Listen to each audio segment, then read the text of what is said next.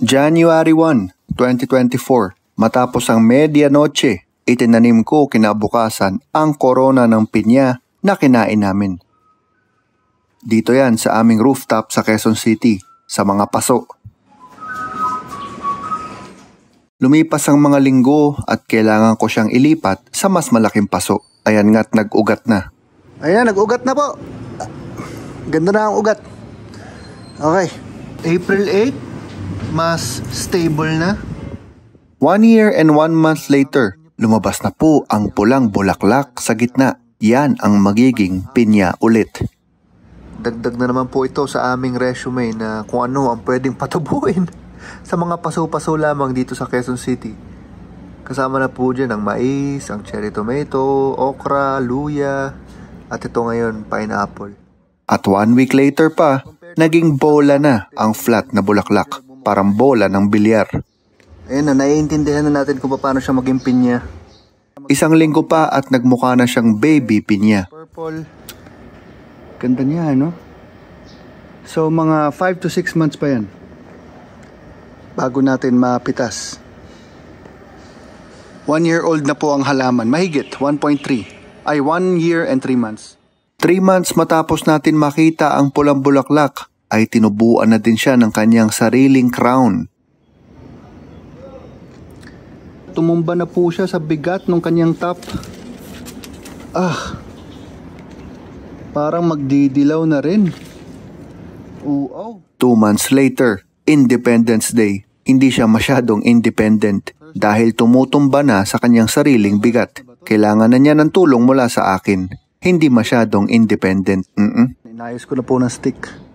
Hinihintay natin siyang magdilaw and then, boom, shakalaka.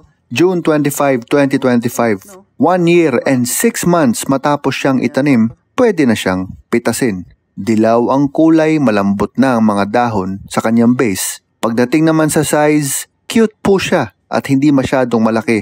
Pero happy na rin ako at nangyari to. Parang achievement pa rin ang pakiramdam. At sa totoo lang, mukha siyang matarap. Sabay tayo para sweet.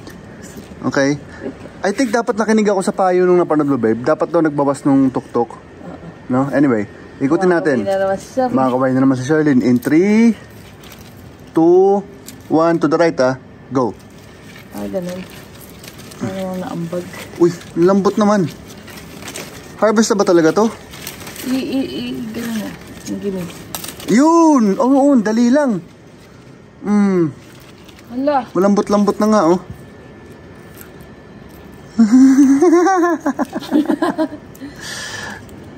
Okay? Ay, meron pa doon, oh. Pinakita ko. Oo, wala na yan, oh. Mukha ng dinosaur nga, mukhang pagong. Ang dali lang baliin, ano? Dapat pala hindi pa ikot pa, ano? Snap. Yung mga malaki, yung iikotin. Ito yung ginagawa. Ayan, pwede mo nang linisin yan. Gago, hindi na record, babe.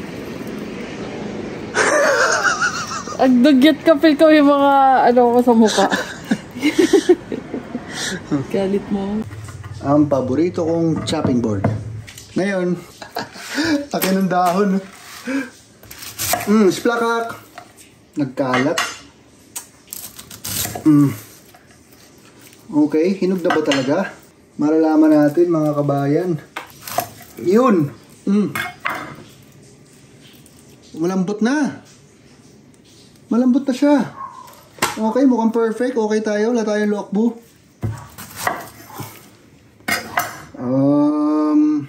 Abangan. Okay. Here we go. Mukhang cabbage. Amuin nga natin. Amoy pinya.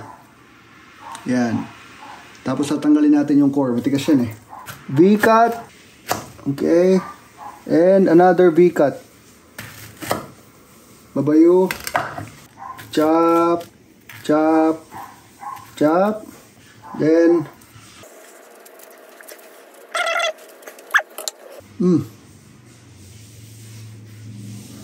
Okay.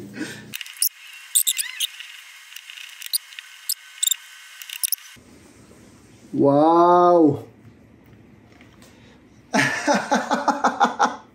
Kalahin mo nang galing sa garden namin yan sa rooftop.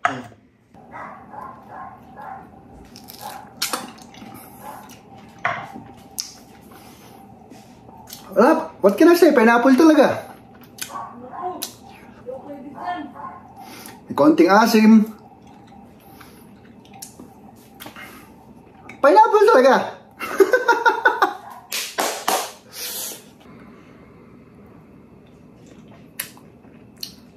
Oh, kala ko mabawal sa'yo. Tama na.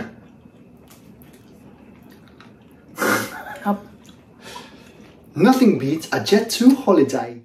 Nagmamadali na ako at may flight pa kami. Tapusin na nga natin ang video na to pero teka lang, may naisip ako bigla. What if gawin natin ganito ang ending? Anyway, may plano ako.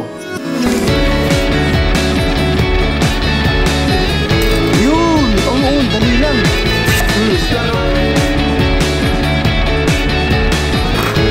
Baliwag pineapple.